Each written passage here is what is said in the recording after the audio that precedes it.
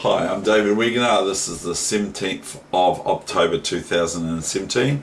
The lesson is 49, week 49, session number 2. So it's a Tuesday, so here we go. And this is Garry Weegenaar. Who's he? At the age of 10, he's changed his name shortly thereafter to Garry Kasparov. So that's who Weegenaar is. So here's a game that he played when he was 10 years old, okay? And so here we go. And so I'll adjust the camera. And I have to go, oh no.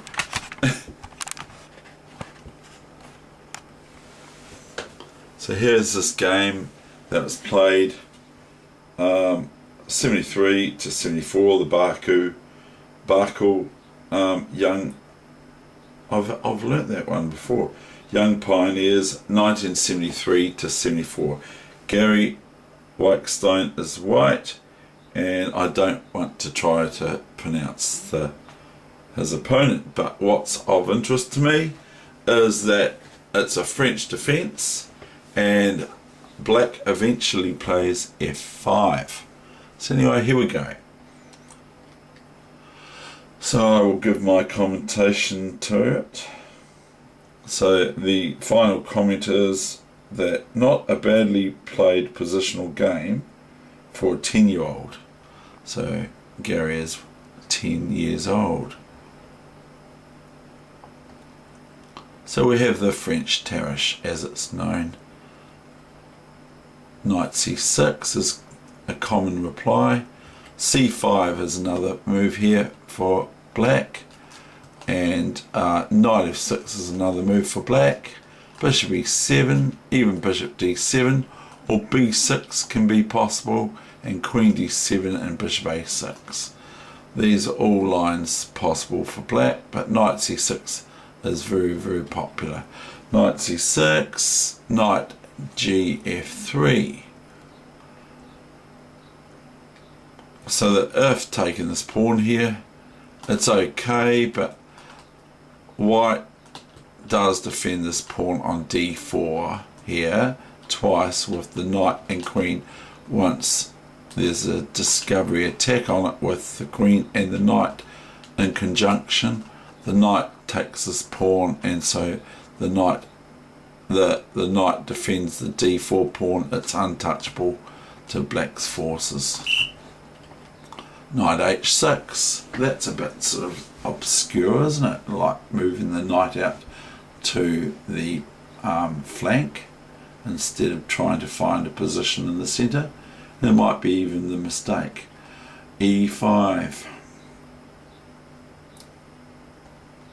f6. Some players will probably play knight f5 here, but c3 should suffice, or knight b3 after knight f5. So we've got f6, fair enough. Bishop b5, they give this as, I believe, a good move from Garry as a 10-year-old. Bishop d7, and then he just takes it. And now knight b3 happens, knight f7, bishop f4, f5, see?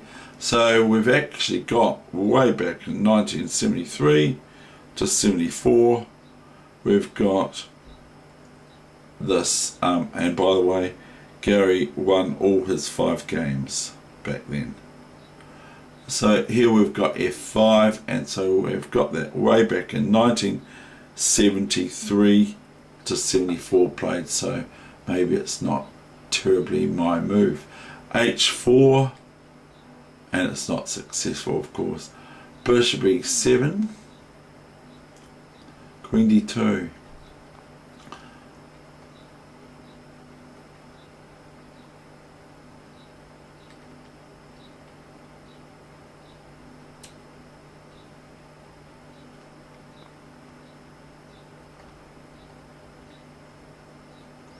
Now black plays queen b5, and this is threatening, of course, queen f1 checkmate.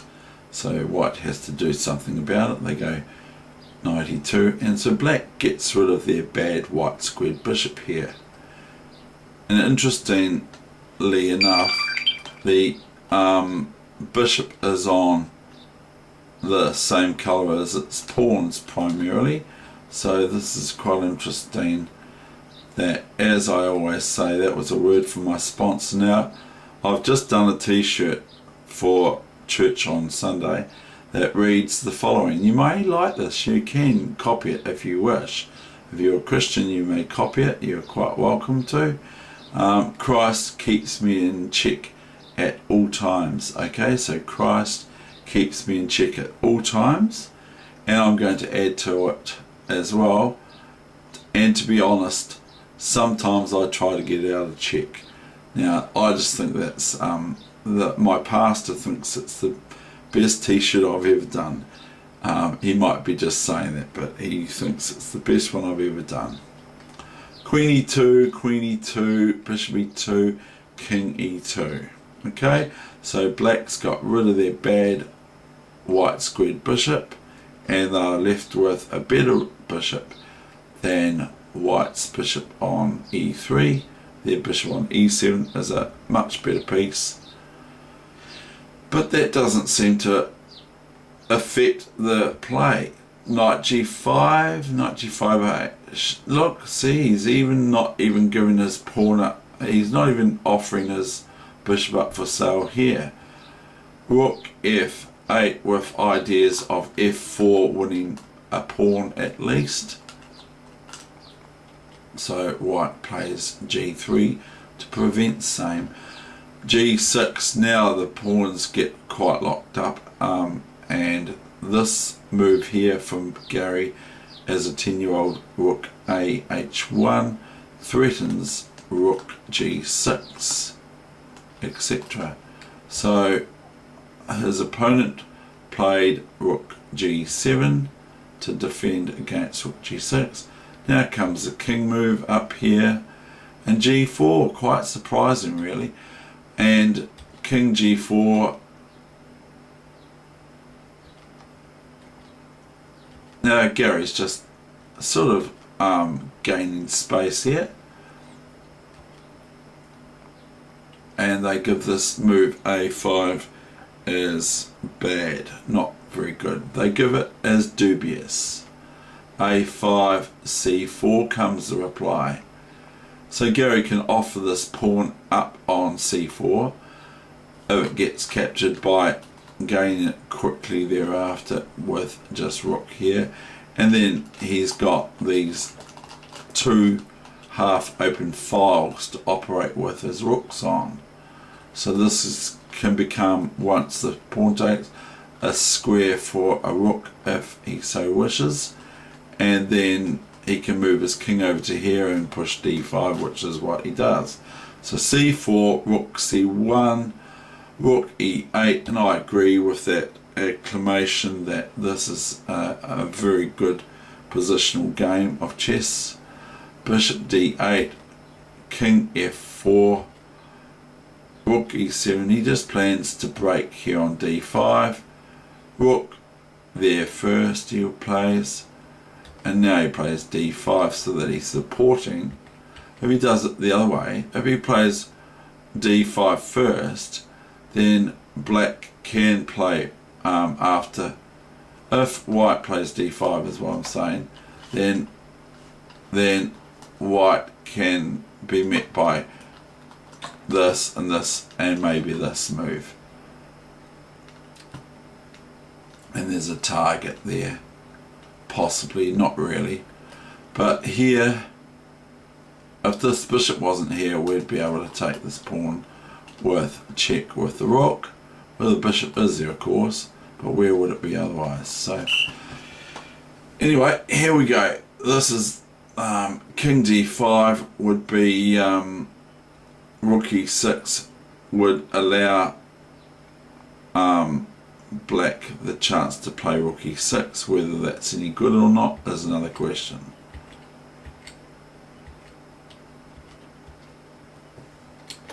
Rook c6, rook g7, d5, crunch crunch. King d5. Now the king, look at this king on d5, deep in black's camp, and now the finale is soon thereafter. e6 check, what a powerful check. And he has, if he wants, sort of bishop b6, but that's not very good probably. So he plays bishop d4. So if the intermediate move bishop g5, then white merely takes this rook on g7 and bishop g7, bishop h6, sorry, taking the rook, and white would take the bishop on h6. So back came rook g8. This, sadly, because if rook here, then this is quite new variation, then this is quite devastating and loses material for black, because there's nothing to be done about the exchange, going to be lost at least. So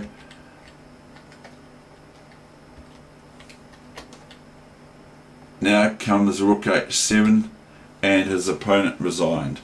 So as they say, a very well played positional game of chess indeed. Just a nice slow build up, no dramatics, and a sensible win from Garry. Okay, thank you. Hope you enjoyed that game. I certainly do. 10 years old, eh?